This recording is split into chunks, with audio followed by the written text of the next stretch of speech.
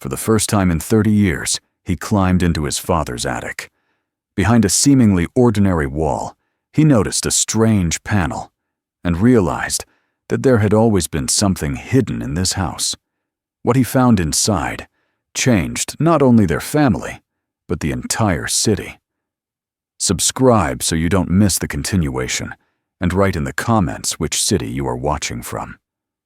Harold Jenkins had not planned to return to the house in this way. For most of his adult life, the old family home had stood quietly on the edge of town, unchanged, patient, as if it understood that it was waiting for something inevitable. It had always been there, solid and familiar, its creaking floors and narrow windows forming the background of his childhood memories. He visited often enough, helped with repairs when his father asked, brought groceries, fixed a leaking faucet, or a stubborn door. Yet one promise he had broken again and again lingered between them like an unspoken agreement, postponed indefinitely. He had promised to clear out the attic. The promise had been made casually at first, almost jokingly, more than 30 years earlier. His father had mentioned the attic while complaining about the weight of the house, about the things that accumulated without anyone noticing. Harold, still young then, had laughed and said he would take care of it one day. That day never came. Life intervened as it always did. Work, marriage, children, obligations that piled up quietly, one after another, until the attic became something abstract, a space that existed only as a word, not a place. Over time, even the promise itself faded into the background of their conversations, mentioned only occasionally, and always brushed aside with the same familiar reassurance. There was time.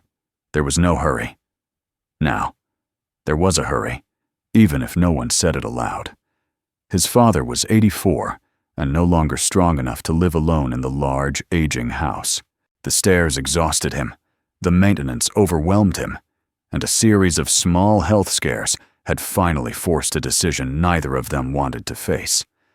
A modest apartment in a supervised complex had become the sensible choice.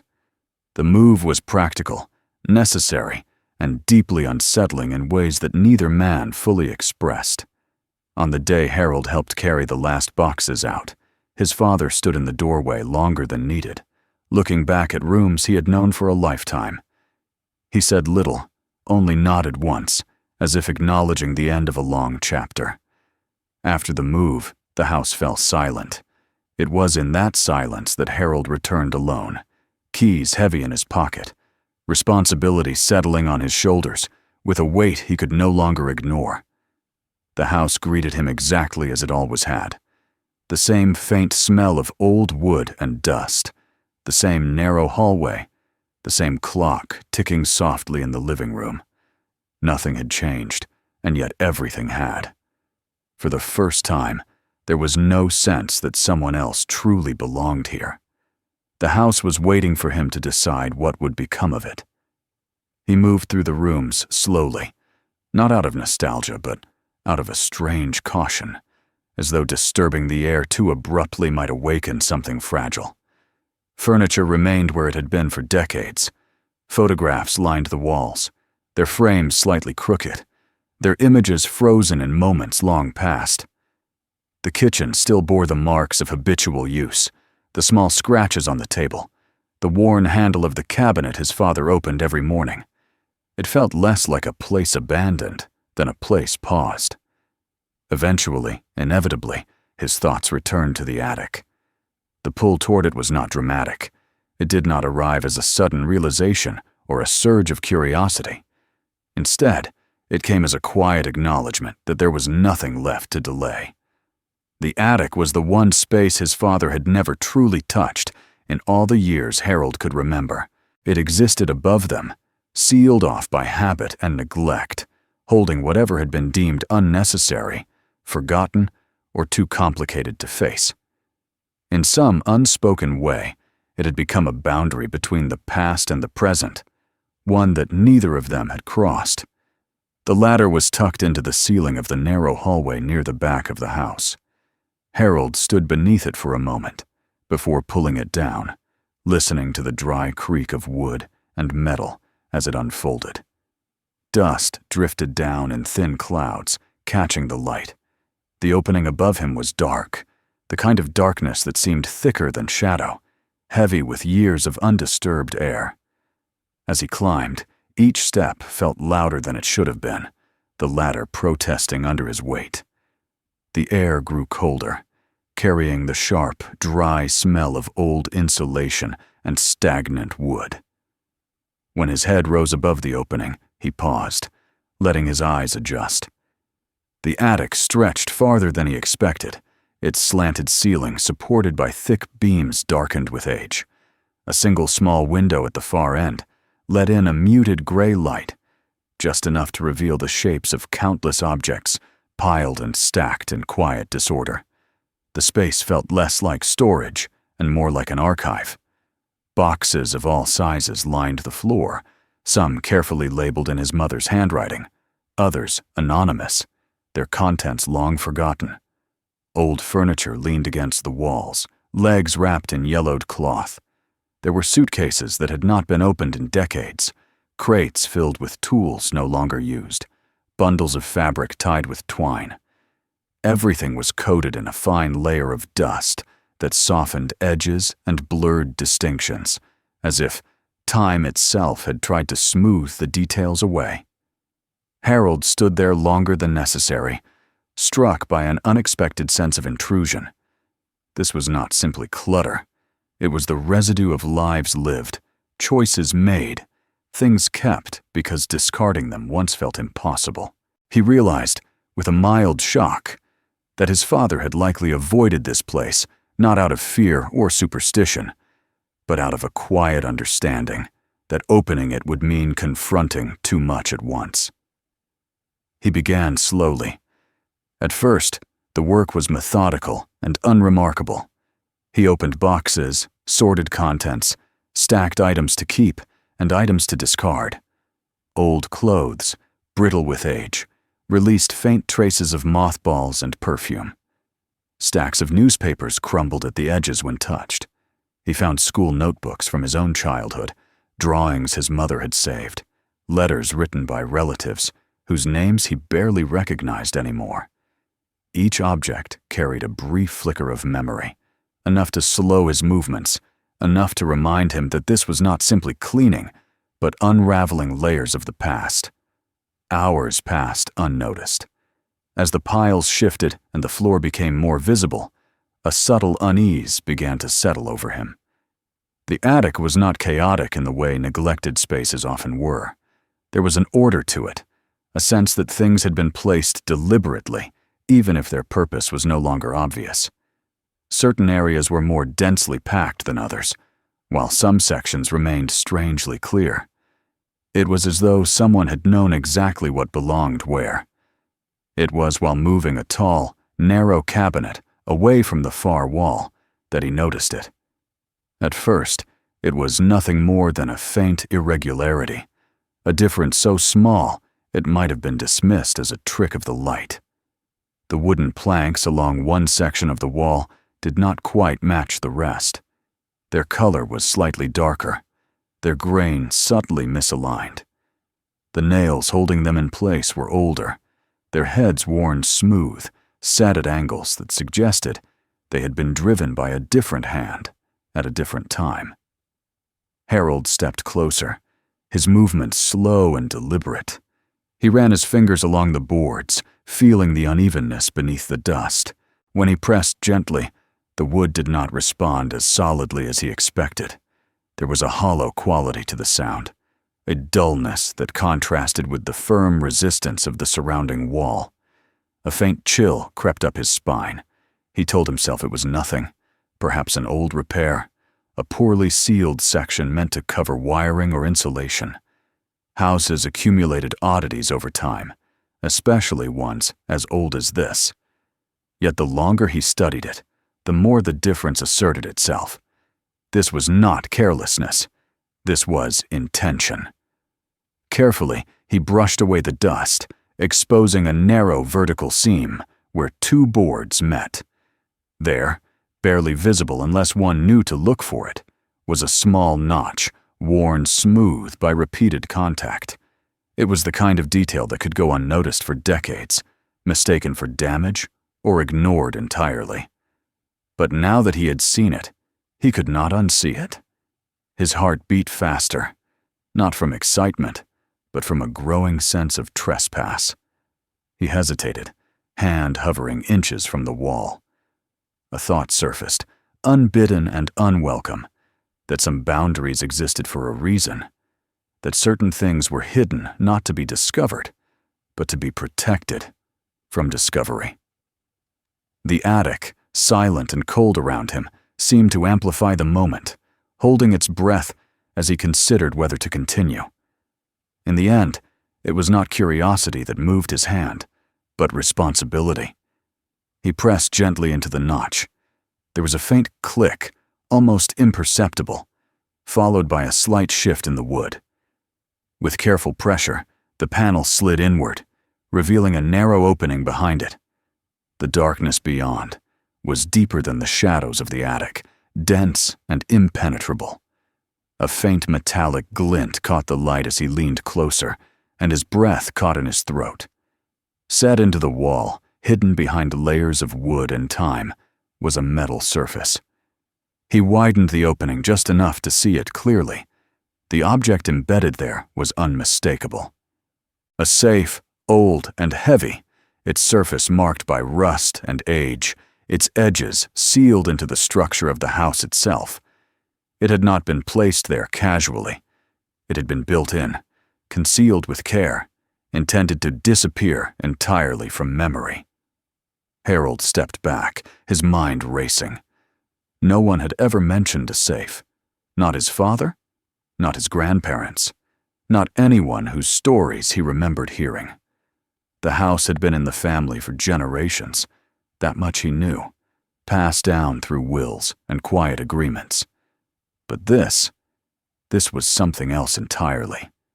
He closed the panel slowly, the wood sliding back into place with a soft finality. For a moment, he simply stood there, the weight of the discovery settling over him. The attic felt different now, charged with a presence it had not possessed before. What had once seemed like a neglected storage space had revealed itself as something far more deliberate, far more secretive. Below him, the house remained still, unaware that its silence had been broken. Harold descended the ladder carefully, closing the attic behind him as if sealing it once more. But he knew the boundary had already been crossed. Whatever lay hidden in that wall had waited decades to be found, and now that it had been seen, it would not allow itself to be forgotten again. Harold did not sleep that night. The image of the hidden panel and the dull, rusted surface behind it lingered in his mind long after he left the house and returned to his own quiet apartment. Every time he closed his eyes, he saw the faint metallic glint in the wall, as if the house itself had briefly revealed a hidden eye before retreating into silence again. What disturbed him most was not the existence of the safe, but the realization that it had been there all along, watching generations come and go without ever being acknowledged. By morning, the discovery had already begun to reshape his thoughts. The attic no longer felt like a forgotten space. It felt like a deliberate construction of memory and omission. He returned to the house early, unlocking the door, with a sense of urgency that surprised him. The familiar creak of the hinges no longer felt comforting. Instead, it reminded him how easily routines could conceal what lay beneath them.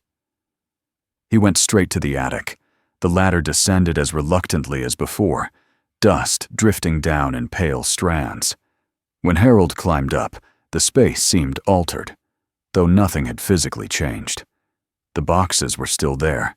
The beams still cast long shadows across the slanted ceiling, but now everything appeared to orbit around the section of wall where the panel was hidden. He crossed the floor slowly, as if approaching something that might retreat if startled.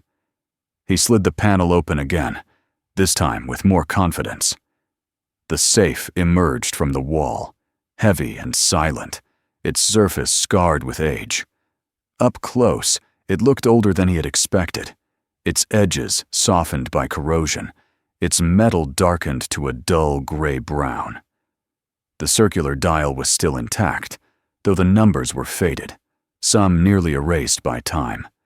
It was the kind of lock that belonged to another era, designed to resist not only force, but patience. Harold rested his hand against the metal and felt a faint chill, as though the safe had retained the cold of the wall around it. He leaned closer, examining how it had been embedded into the structure itself. This was not something placed hastily behind a wall. It had been built into the house during construction, or added with careful planning later.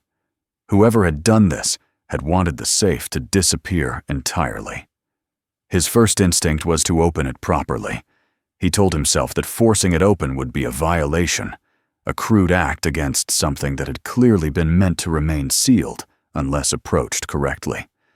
If there was a code, there had to be a reason for it, and a way to discover it. He knelt in front of the safe, turning the dial slowly, listening with exaggerated focus for any subtle change in sound. The clicks were faint and uneven, the mechanism stiff from disuse, but it still responded. He tried the obvious combinations first. His father's birth year, the year his parents were married, his own birth year, then the year his mother died. Each attempt ended the same way, with the handle refusing to budge, the safe remaining unmoved and indifferent. He reset the dial carefully every time, as if politeness might earn him cooperation. When that failed, he expanded his thinking. The house had been in the family for generations. Perhaps the code was older than his father. He tried dates tied to family lore, years associated with wars his grandfather had spoken of, numbers he vaguely remembered hearing in stories told at holiday dinners. He worked slowly, methodically, repeating combinations with slight variations, afraid to miss something simple. Hours passed. The attic grew colder as the light shifted outside, the small window casting long, slanted shadows across the floor. Harold barely noticed. His attention narrowed until the world consisted only of the dial beneath his fingers and the muted sounds it produced. Each faint click felt like a whispered response, though it never led to anything more. Eventually, frustration set in. He sat back on his heels and stared at the safe, trying to imagine the person who had sealed it. Was it done in haste or deliberation? Out of fear or foresight? The idea that someone in his own family had hidden something so thoroughly, and that the knowledge of it had vanished completely, unsettled him. It suggested not only secrecy, but intentional silence. Determined to find clues elsewhere, Harold descended from the attic and began searching the rest of the house with renewed purpose. He opened drawers he had not looked into in years, sorted through filing cabinets, leafed through folders of old documents. He examined wills, insurance papers, property records, hoping for some mention of renovations or additions that might hint at the safe's origin. There was nothing. He turned to more personal items next. Photo albums, letters tied with string, notebooks filled with careful handwriting. He read through correspondence between his grandparents, notes exchanged during long separations, mundane lists, and reminders that hinted at ordinary lives lived under extraordinary circumstances. Nowhere did he find a reference to a hidden compartment, a safe, or anything resembling a secret. The absence was as striking as a confession. Late that afternoon, he called his father. He chose his words carefully, unwilling to alarm him unnecessarily. He asked about the attic, about repairs made long ago, about whether there had ever been anything unusual in the house. His father sounded genuinely puzzled. He laughed softly at first, assuming Harold was exaggerating or imagining things, but his tone shifted when Harold mentioned the safe. There was a pause on the line, longer than expected. A long life had trained his father to hide surprise well, but not confusion. He insisted he had never known of such a thing. He had grown up in the house, inherited it, raised his own family there. If there had been a safe hidden in the wall, no one had ever told him. He sounded almost offended by the suggestion, as though accused of withholding something deliberately. When the call ended, Harold felt no relief. If anything, the mystery deepened. The safe was not something casually forgotten. It had been designed to be forgotten. That night, he returned to the attic again. The safe greeted him with the same silent indifference. He resumed his attempts, this time listening more closely, turning the dial with agonizing slowness, marking positions mentally, trying to detect patterns. His fingertips grew sore, his shoulders tense from leaning forward for so long. He tried combinations inspired by instinct rather than logic, numbers that felt significant without knowing why. The safe did not respond. As the hours stretched on, his focus began to blur. The attic seemed to close in around him, the beams overhead forming a low, oppressive ceiling. Every creak of the house made him pause, listening, half expecting some kind of reprimand from the past. He felt as though he were trespassing in a conversation that had ended long before he arrived. Sleep became fragmented over the following days. Harold found himself returning to the house again and again, driven by a compulsion he struggled to justify. He would work for hours, then leave in frustration, only to come back the next morning convinced he had missed something. The safe began to feel less like an object and more like a presence, something that resisted him deliberately, as if testing his resolve. He began to imagine possibilities he did not like. What if the safe contained something dangerous, something hidden, not to protect it, but to protect others from it? What if it held evidence of wrongdoing, or truths that would damage the memory of people he loved? The more he failed to open it, the more his imagination filled the silence with unease. The house responded in subtle ways. At night, the familiar sounds seemed sharper, more pronounced. The ticking clock downstairs felt louder. The wind against the windows took on an almost whispering quality. Harold knew it was irrational, yet the feeling persisted that the house was aware of his efforts, that it remembered something he did not. By the end of the week, exhaustion and frustration began to erode his patience. Standing in the attic one evening, staring at the stubborn metal door, Harold felt the weight of a decision pressing down on him. He had done everything he could to open the safe properly. If there was a code, it was lost, buried along with the reasons for its creation. The question was no longer whether the safe could be opened the right way, but whether it should remain closed at all. He rested his hand against the wall beside it, feeling the age of the house, the countless years it had sheltered lives and secrets alike. Whatever was inside that safe had survived wars, illnesses, moves, and deaths. It had waited patiently for someone to notice it again. And now it was waiting for him to decide how far he was willing to go. The thought lingered as he closed the hidden panel once more and climbed down from the attic, the echo of the metal dial still faintly ringing in his ears. He knew, with a growing certainty he could not shake, that the next step would change everything. The certainty that something had shifted settled over Harold long before he admitted it to himself.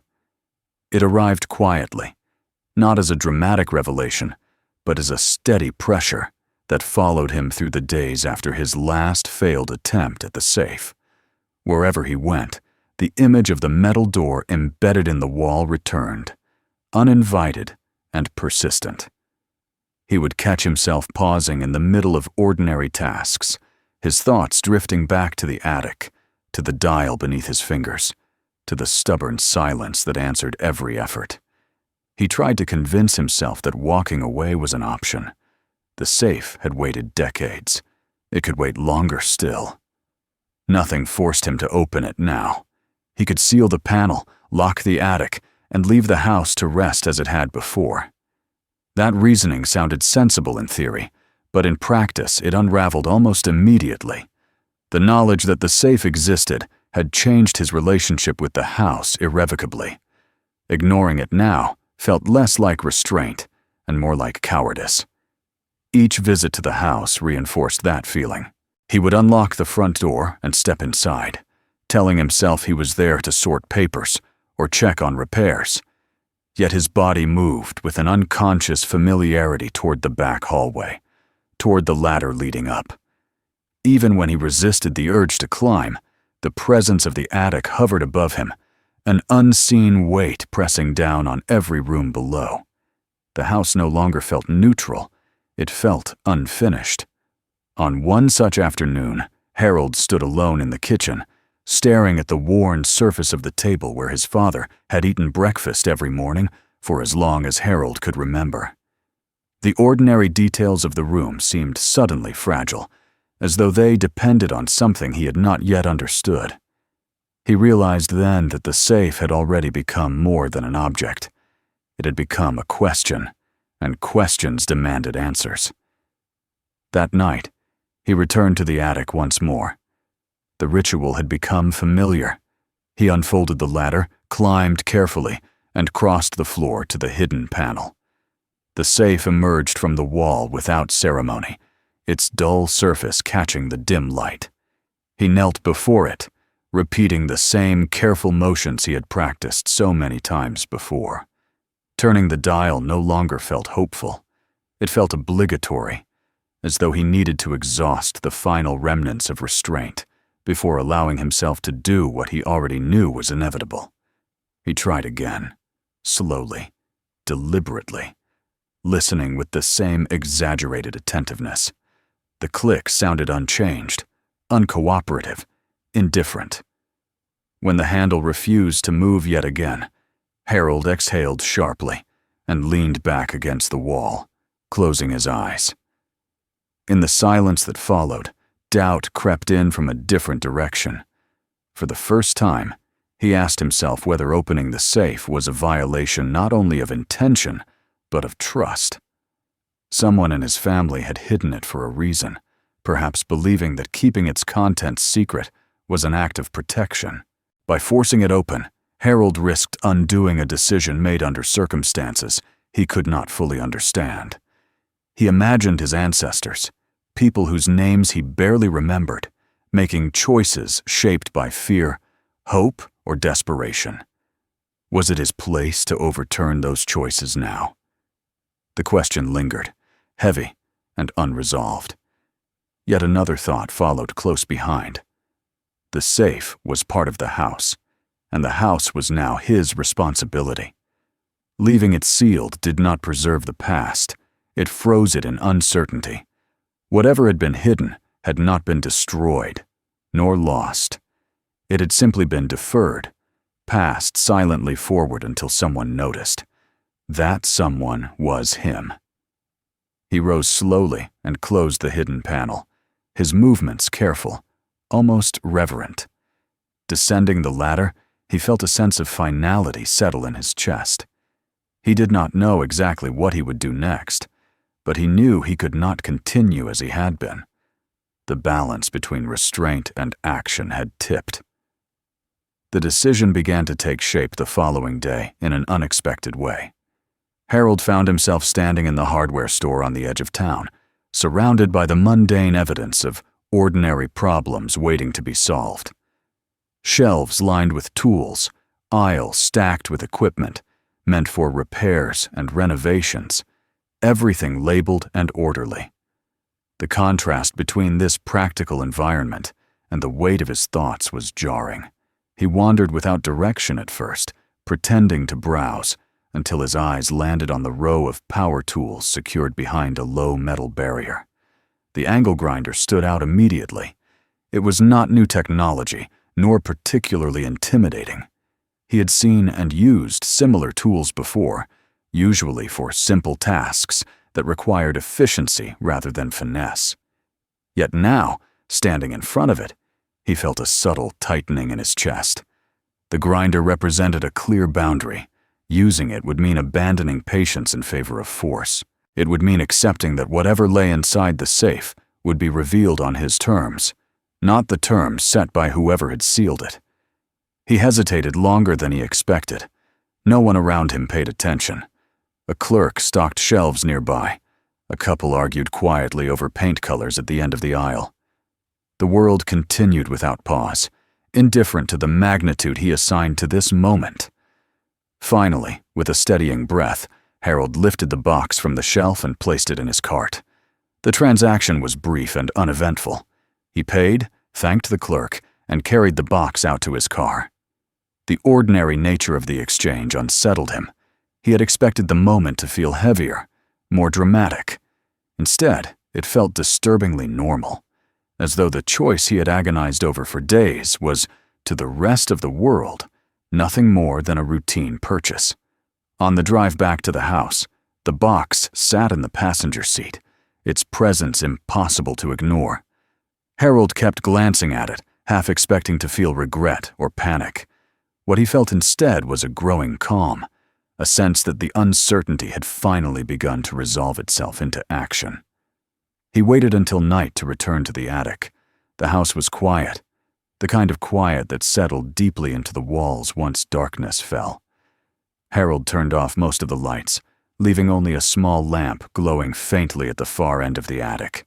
The shadows felt more pronounced than before, the beams overhead casting long, uneven lines across the floor. He closed the attic opening behind him, sealing himself into the space. He unpacked the grinder slowly, methodically, laying out the equipment with care. Protective goggles, gloves, extension cord. Each step felt deliberate, ritualistic, as though preparation itself might justify what was to come. He positioned himself in front of the hidden panel, then slid it open one final time. The safe stared back at him, unchanged. For a long moment, Harold did nothing. He simply knelt there, listening to the soft hum of the house around him, aware of his own breathing. He imagined his father walking through the rooms below, unaware of the metal heart embedded in the walls above. He imagined the countless days that had passed with the safe, sealed and silent, fulfilling its purpose by remaining unseen. His hands trembled slightly as he fitted the cutting disc onto the grinder. He told himself it was nerves, nothing more. When he plugged the tool in, the faint click of the switch echoed in the attic with unsettling clarity. The moment felt suspended, stretched thin between intention and action. He turned the grinder on. The sudden roar shattered the silence, filling the attic with a harsh, mechanical sound that seemed violently out of place among the dust and age. Harold flinched despite himself, steadying his grip as the disc spun to life. Sparks flew as the metal met resistance, bright and brief, illuminating the space in violent flashes. The smell of burning metal rose almost immediately, sharp and acrid, cutting through the stale air. The safe did not yield easily. The grinder screamed as Harold pressed harder, the vibrations traveling up his arms, numbing his fingers. He adjusted his stance, angling the disc more carefully, trying to control the cut. Sweat formed along his temples despite the cold, his jaw clenched with effort. Each second felt elongated, the noise relentless, the sparks relentless, as though the attic itself were protesting the intrusion. At one point, he hesitated, lifting the tool away from the metal. The sudden quiet was disorienting, his ears ringing. He stared at the shallow groove he had carved into the safe's surface, the first visible mark of damage inflicted after decades of preservation. A wave of doubt washed over him, sharper than any he had felt before. He could still stop. The damage was minimal. He could seal the panel and walk away. Instead, he took a breath and resumed. This time, the cut went deeper. The grinder bit into the metal with renewed ferocity, the sparks brighter, more insistent. Harold focused on the physical task, allowing the repetition of motion and sound to drown out thought. He worked slowly, carefully, tracing a line along the edge of the door where the metal was weakest. Minutes passed in a blur of noise and heat. When the grinder finally broke through, the change was unmistakable. The resistance gave way abruptly, the disc slipping forward with a sudden ease that nearly caused him to lose control. He shut the tool off immediately, heart pounding, and set it aside with shaking hands. The attic fell silent once more, the abrupt absence of sound almost as shocking as the noise had been. Smoke drifted lazily from the cut, the metal still warm to the touch. Harold leaned closer, examining the opening he had created. The door was compromised now, its integrity broken. He placed his gloved hands against it and pulled. There was a faint groan as the metal shifted, then a dull thud as the door came free and dropped inward. For a moment, he did not look inside. He sat back on his heels, breathing heavily, aware of the ringing in his ears and the ache in his arms.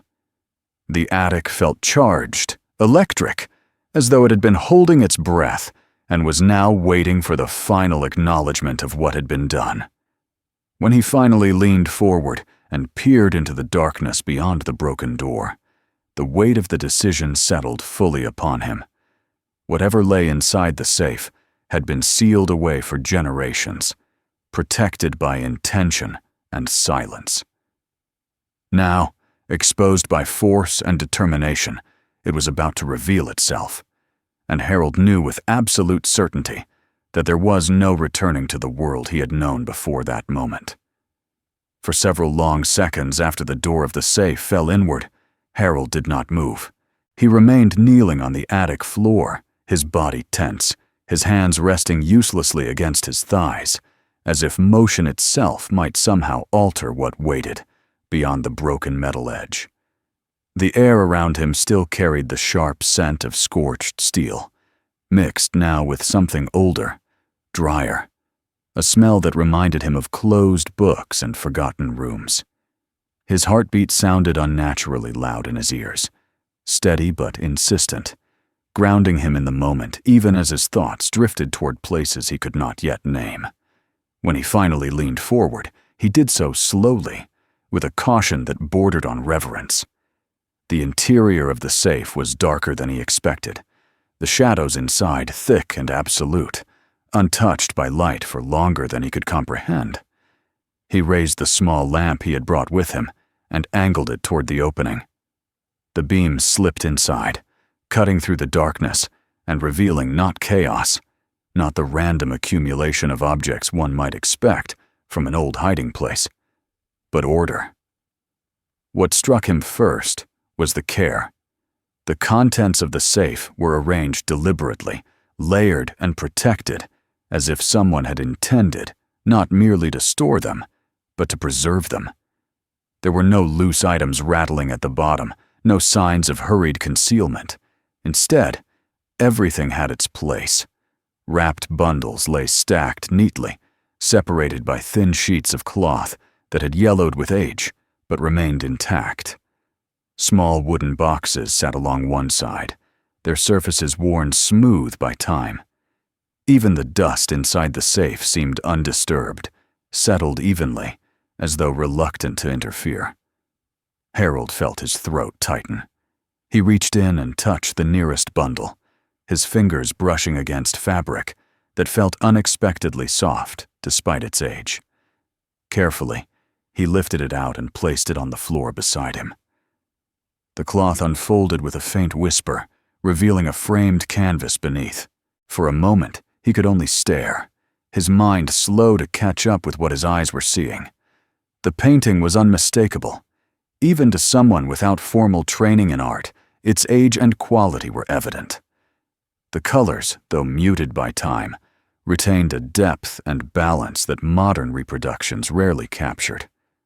The brushwork was deliberate, confident, the composition refined in a way that spoke of mastery rather than experimentation. The subject was a landscape, restrained yet expressive, its light and shadow rendered with subtlety that suggested an artist deeply attuned to both nature and restraint. Harold leaned closer, his breath shallow. In the lower corner of the canvas, partially obscured by age, was a signature. The name itself meant little to him at first, but something about it felt heavy with implication. This was not the work of an amateur ancestor dabbling in paint. This was something far older, far more significant. He set the painting aside carefully and turned back to the safe. The next discovery came in the form of weight. He lifted one of the smaller boxes and nearly dropped it, surprised by its density. When he opened it, the lamplight caught on a dull, unmistakable gleam. Gold coins lay stacked inside, their edges worn, but their surfaces still bearing intricate designs. Some were stamped with symbols he recognized only vaguely from textbooks, others with markings that spoke of colonial origins, of empires and trade routes long since transformed or dissolved. He picked one up and turned it between his fingers. It was cool and heavy, solid in a way that modern currency no longer was. This was not wealth measured in numbers on a screen. This was wealth that had been carried, hidden, protected by hands that understood its value not only in money, but in survival. As he examined the coins, a strange calm settled over him. The fear he had felt earlier, the anxiety about what he might uncover, gave way to a different sensation. This was not evidence of wrongdoing. This was evidence of intention. He returned the coin to its place and reached for the final bundle. Inside were papers, folded with care and tied together with a faded ribbon that crumbled at his touch. The documents were brittle, their edges fragile, the ink faded, but still legible. Harold spread them out slowly, aware that each movement risked damage. The handwriting varied from page to page, suggesting multiple authors across time. Yet there was a continuity to it, a sense that each writer understood themselves as part of a longer story. He began to read. The earliest letter was dated centuries earlier, written in a hand both elegant and firm. It spoke of uncertainty and danger, of a time when possession itself could be a liability. There were references to unrest, to confiscations carried out under shifting authorities, to the fear that anything of value might be seized, destroyed, or used as leverage. The writer explained, in measured language, the decision to hide certain items within the house, to protect them not only from outsiders, but from the risks that knowledge itself carried. The words were not dramatic, they were practical. As Harold read on, the story unfolded gradually, layer by layer. Subsequent letters confirmed the original intent, acknowledging the existence of the safe without ever describing its contents in detail.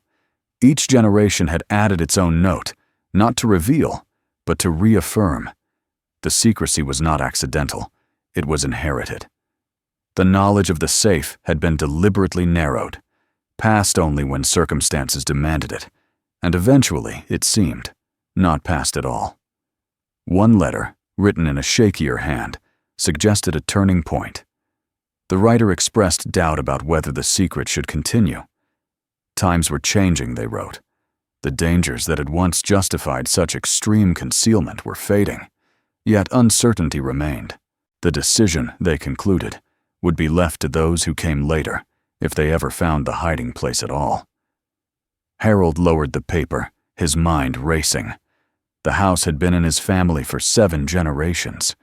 He had known that fact in an abstract way, repeated at reunions, mentioned with mild pride. Now, reading the words of those who had lived and worried within its walls, the span of time felt suddenly immense. This was not a random inheritance. It was a trust, maintained through silence as much as through care. He sat back, surrounded by the contents of the safe, and felt a profound shift in his understanding. These were not merely valuable objects. They were artifacts, witnesses to choices made under pressure, to lives shaped by fear and foresight. The people who had hidden them had not done so out of greed. They had done so out of responsibility, even sacrifice. The realization unsettled him more than any imagined wrongdoing could have. For a long while, he remained there, reading and rereading the documents, examining the painting again with new eyes, weighing the coins in his hand, as though they carried not just material value, but moral weight. The attic felt different now, less oppressive, more solemn. It was no longer simply a place of dust and forgotten things. It was a space that had guarded a story, waiting patiently for someone to listen. Eventually, the practical implications began to assert themselves. Harold understood enough to know that what he had found was not something he could quietly keep. The painting alone, if authentic, would be of immense cultural value. The coins belonged not just to his family, but to a broader historical context. Even the letters, fragile as they were, represented a narrative that extended beyond personal memory into the shared history of the town and the region. With that understanding came a sense of unease. He thought of the house, suddenly vulnerable, now that its secret had been exposed. He thought of his father, living quietly in his small apartment, unaware that his childhood home had concealed such a legacy. He thought of the town itself, its modest streets and familiar faces, built upon layers of history most residents rarely considered. What responsibility did he carry now? The answer came slowly, not as a sudden decision, but as an alignment of understanding and obligation. The people who had hidden these items had done so to protect them until the right moment. That moment, Harold realized, might finally have arrived, not because the danger had returned, but because it had passed. He carefully rewrapped the items, placing them back into the safe for the time being. The door, now broken, could no longer seal them away completely, but the act of returning them felt necessary, a gesture of respect. When everything was back in place, he sat for a moment longer, absorbing the quiet. Then he stood and climbed down from the attic. Downstairs, the house felt changed, lighter in some indefinable way. Harold walked through the rooms with new awareness, seeing not just the furniture and the familiar layout, but the weight of time embedded in the walls. He picked up the phone and paused, his fingers hovering over the buttons. This call, he knew, would set the next chapter in motion. When he finally dialed the number of the local museum, his voice was steady, though his hands were not. He explained in careful terms that he had discovered something in an old family home, something that might be of historical significance. He did not exaggerate. He did not downplay. He simply stated the facts. As he hung up, the realization settled fully. The secret that had been protected for 7 generations had not been lost. It had been waiting. And now that it had been found, it demanded not possession, but stewardship. The first visitors arrived earlier than Harold expected. He had imagined days of silence between the call to the museum and any real response, time enough to steady himself, to decide how much to say and how much to withhold. Instead, less than 48 hours after his conversation with the curator, a pair of cars pulled up in front of the house just after noon, their presence immediately unsettling the quiet rhythm of the street. Harold watched them from the front window, a strange tension tightening in his chest as the doors opened and unfamiliar faces stepped out, carrying folders, cameras, and a careful professional curiosity. The house, it seemed, had finally drawn attention to itself. The representatives from the museum moved through the rooms slowly, respectfully, their footsteps light as though aware that they were entering not just a building, but a long-guarded space of private memory. Harold led them upstairs without ceremony, his words sparse, his gestures restrained. He did not dramatize the discovery. He no longer felt the need to. The objects themselves would speak more clearly than he ever could. When the hidden panel slid open and the broken safe was revealed, the change in the visitors was immediate and unmistakable. Professional detachment gave way to focused intensity. They leaned closer, exchanged quiet remarks, documented every detail with practiced care. The painting was removed first, handled with gloved hands, examined under controlled light. The coins followed, then the documents, each item receiving a level of attention that confirmed what Harold had already understood, but had not yet fully accepted. This was no longer his secret. By the end of the day, the atmosphere in the house had shifted irrevocably. What had once been a private dwelling now felt like a threshold between personal history and public record. The museum staff spoke in measured tones about authentication, conservation, and provenance, about the importance of context and the responsibility that accompanied such a discovery. Harold listened, nodded, asked questions when necessary. Yet beneath the practical discussion, a deeper realization settled in. The house had crossed a line from inheritance to testimony. News traveled quickly.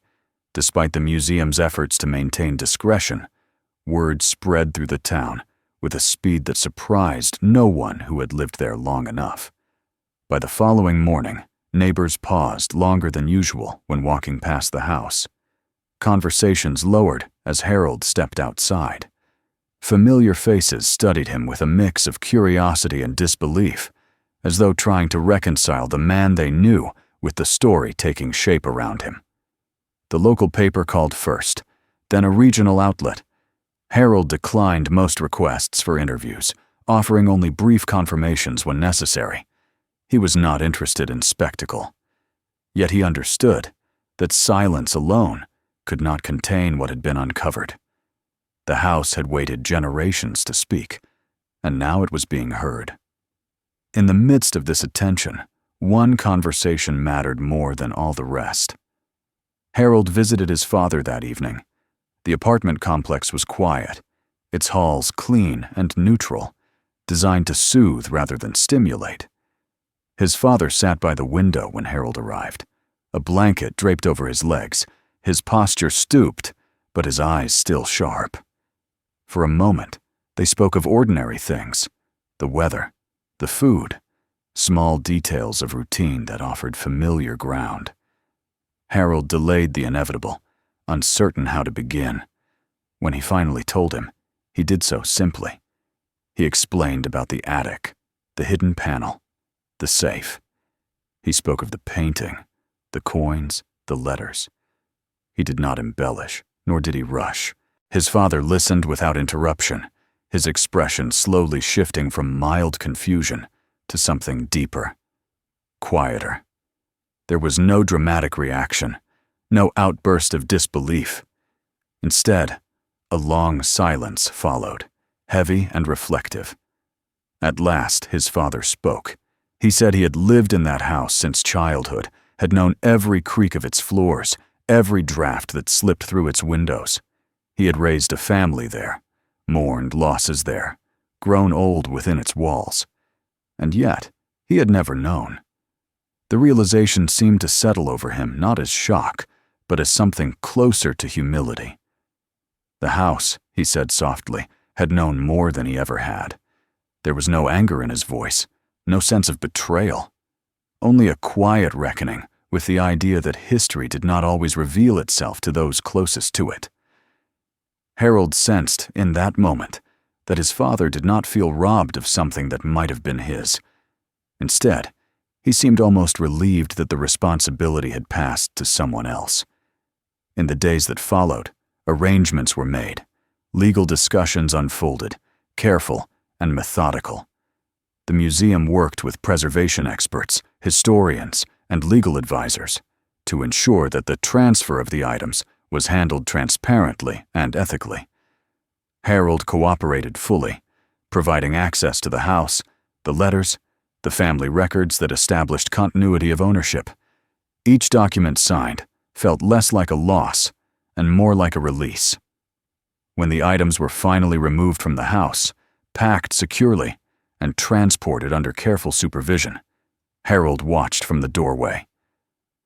The attic, once the guardian of a long-held secret, was left empty and quiet. The broken safe remained in the wall, its purpose fulfilled, its silence no longer necessary. The house felt different afterward. It was not emptier, exactly, but lighter, as though a tension embedded in its structure had finally eased. Harold walked through the rooms alone that evening, touching the walls, the banister, the familiar surfaces he had known all his life. He understood now that the house had never been merely a shelter. It had been a vessel, carrying forward something fragile and important through years of uncertainty. The exhibition opened several months later.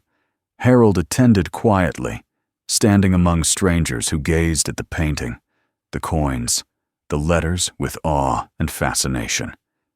The items were displayed with care, their history explained not as a tale of sudden fortune, but as a story of preservation and restraint. The house was mentioned, the family acknowledged, but the focus remained on the broader context, on the way ordinary lives intersected with extraordinary circumstances. As Harold moved through the gallery, reading the placards, listening to the murmured reactions around him, a sense of completion settled over him. The secret that had once been sealed behind wood and metal now existed where it belonged, accessible, protected, understood. Later that evening, he returned to the house one last time. The attic was bare now, the hidden panel open, the safe exposed but empty. He stood there for a long moment, then slid the panel closed, not to conceal anything, but to restore the wall to its quiet symmetry. Descending the ladder, he felt no urge to look back. Outside, the house stood as it always had, unassuming, familiar. To the casual passerby, it was still just an old family home on a quiet street. Yet Harold knew that its story had changed, that it would never again be merely a private space. It had entered the record, its silence transformed into meaning.